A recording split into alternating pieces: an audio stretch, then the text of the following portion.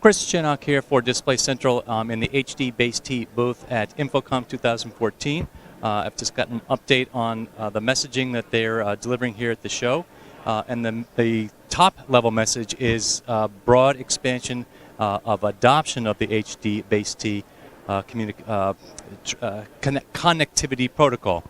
So as review, what HDBaseT does, it's an internet-based or a LAN-based, RJ45-based connectivity option.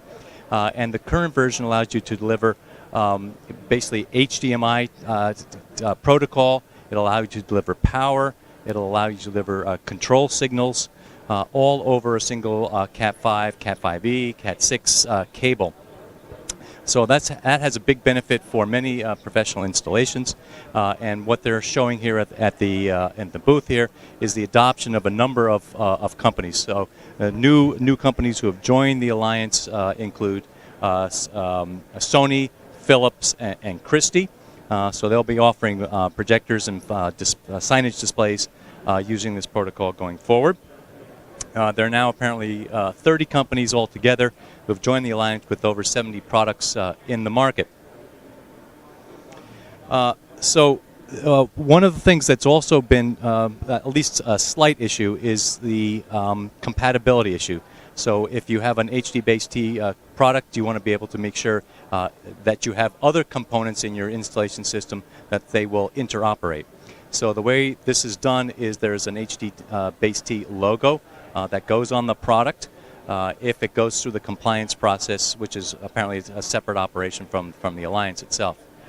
So there are perhaps a dozen or so products out there that do not display the logo that profess to be able to implement the protocol, and so they want to go after those violators and get all products in compliance.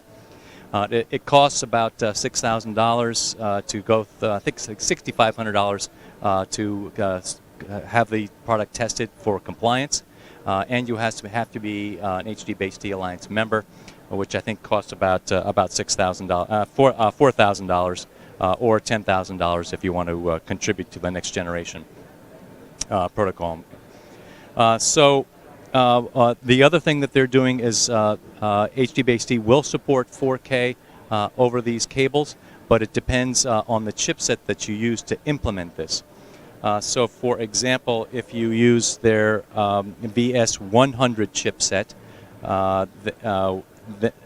well, it depends on the chipset and the cable that you use. So here's the combinations. If you use the VS100 chipset and you're trying to do 4K, they recommend 70 meters as the top distance over Cat5e and 6. But if you use the larger diameter Cat6a cable, then you can get to the full 100 meters according to them. And if you use the VS10 chipset, then if you're going Cat6a, you can get to 70 meters, or Cat5e and 6, that's 35 meters. So a lot of people will have this implementation. So 35 meters is probably a more realistic length for 4K. Sorry, the light just went out. The other thing I wanted to talk about was the new chipset that they have. This is called the VS2000.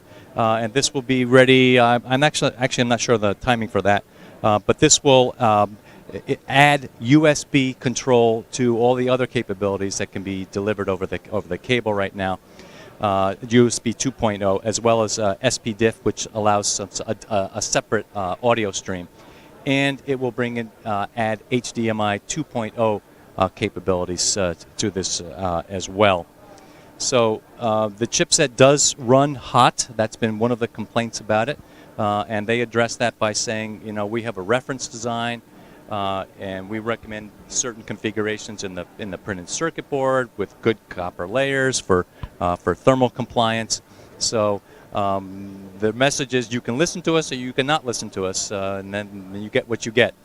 But I think the next generation chipset will be on 90 nanometer fab design rules, because there's apparently a lot of analog in there, so they retain that analog front end for the next generation. The generation after that, which will be in about 2.5 years, will go to a a 28 nanometer process, and they'll redesign the analog front end.